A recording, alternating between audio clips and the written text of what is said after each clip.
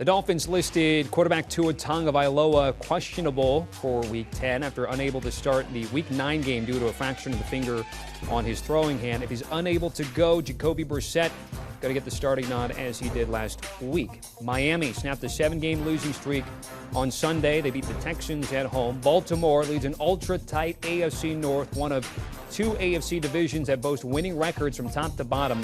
They're 6-2. Interesting to see Baltimore, though, just 1-5 as a favorite this season. They come into tonight laying 7.5. Let's check in with our insider, Jason La Canfora. And Jason, what's the latest on Tua Tagovailoa's status for tonight's game? Well, it's the proverbial game time decision. You know, they'll see what that ball looks like coming out of his hand, how comfortable he is in warm-ups. My suspicion is this ends up being Jacoby Brissett just because of all that Tua's been through and it being such a short week and him not really getting any prep time. You're talking about half a practice and a walkthrough basically is all the prep you get. That's not a lot of time to show that you're ready. They did use him Sunday, you know, in the emergency role. It's not as if he was completely inactive. So we'll see. Either way, though, guys, I don't think it massively changes the scope of this offense, right, which is very limited, short to intermediate passes. The one thing Tua does behind that awful offensive line is give them the ability to extend plays and roll outside the pocket and improvise and make something happen off script, which is not really in the cards with Jacoby Brissett. All right, and we know that Baltimore will blitz tonight, no matter what quarterback is going to be back there. All right, so we may not see Tua tonight, but we will eventually, right? And his health overall coinciding with the Dolphins' letdown season thus far. You mix in the trade rumors. I mean, what's at stake for Tua here when he's healthy, ready to play, presumably here for a long stretch with Miami? Well, I mean, look, there's people, close to Tua who think a change of scenery would make all the sense in the world. Now, he's not really going to be able to dictate that, and there's a lot of uncertainty as to who's going to be coaching and managing the Miami Dolphins in 2022, and that may not be Chris Greer and Brian Flores. And what do those individuals have in mind for the quarterback position? What did those individuals think of Tua coming out of the draft? Because no one can really gauge him on what's happened in the NFL because of the unusual circumstances around. Take the health out of it. The 2 offensive coordinators this year, the mystery play caller, the firing of Chan Galley before that, the lack of an offensive line, Brian Flores yo-yoing him in and out, even in his rookie year. The one thing I would say, though, is the more I talk to people about this draft class, nobody's doing cartwheels over it. And, you know, unless the Dolphins can do a Deshaun Watson or a Russell Wilson or something like that, their avenue to upgrade over to might be fairly limited. Let's go on the other side of things and talk about Lamar Jackson, currently sitting as the 6th highest rusher after finishing with 1,000 yards and ended up being 9th last year. We know the injuries to the backfield have certainly killed them, Jason. My question is this, though. You were at camp in the summer. What was the plan supposed to be for Lamar and Greg Roman? Were they supposed to kind of lean more on J.K. Dobbins? And if they start to figure out the backfield eventually, what's that offense going to look like moving forward? Well, boy, I think if you had an athlete like J.K. Dobbins, or even Gus Edwards in this offense right now, it would be truly scary because they are lacking explosion in the run game outside of Lamar Jackson. And explosion in the run game was what they used to specialize in for the last 3 years since Lamar took over as starter.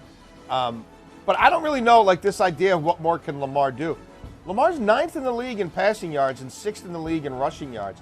Guys, he's averaging 61 more yards per game than he did total his MVP season.